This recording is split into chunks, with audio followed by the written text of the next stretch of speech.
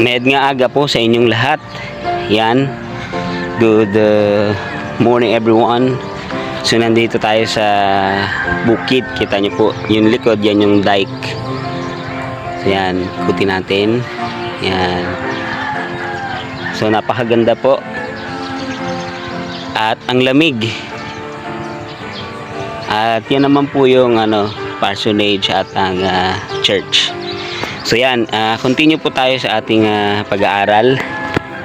So natapos na po natin yung John 3:16, ang Romans 3:10, and Romans 3:23 na tayo. Sabi sa Bible, for all have sinned and come short of the glory of God.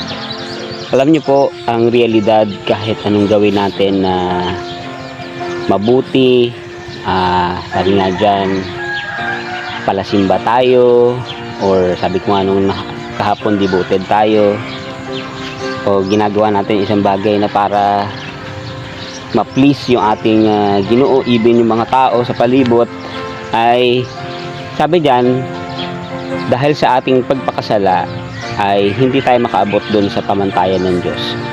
Ang pamantayan ng Diyos hindi po religion, hindi rin dahil malaki ang simbahan, active ka sa simbahan.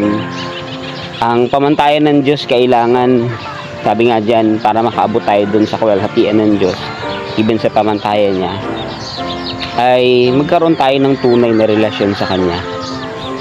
Diba sinabi ko nga nung una, diba sabi doon, palangga tayo ng Ginoo, kaya ginhatag niya yung Kanyang sarili bilang bayad sa ating kasalanan.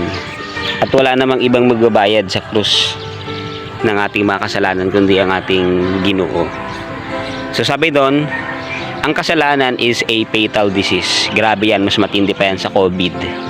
At higit sa lahat, ang kasalanan yan yung nagpapahiwalay sa tao sa Ginoo.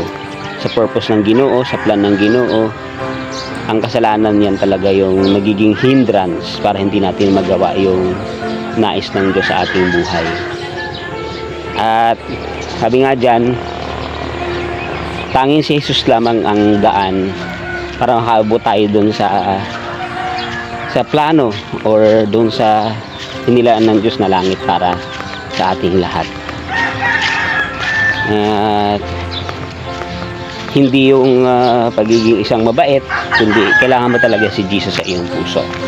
Meaning, sa Romans chapter 1 verse 18, sabi doon, for the wrath of God is revealed from ungodliness and unrighteousness of men.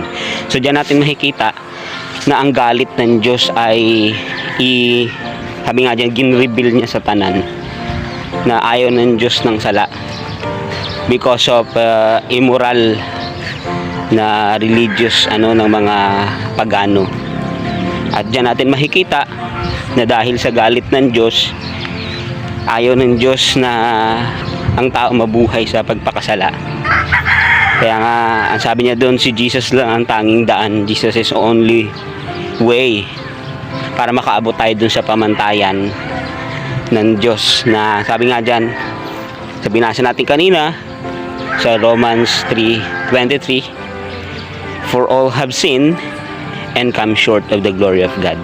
Kaya nga mga minamahal mga kapatid, kung gusto mo, sabi nga dyan, o gusto natin muling may balik yung relasyon natin sa Ginoo, kailangan po natin magdesisyon na kilalanin siya ng totoo, tanggapin natin siya sa ating buhay bilang Diyos at ating tagapagligtas, dahil siya lamang ang magtatawid sa atin mula doon sa darkness, mula doon sa kapahamakan, at makakamta natin yung ninanais natin na makapiling or makasama ang ating Diyos sa langit na bayan.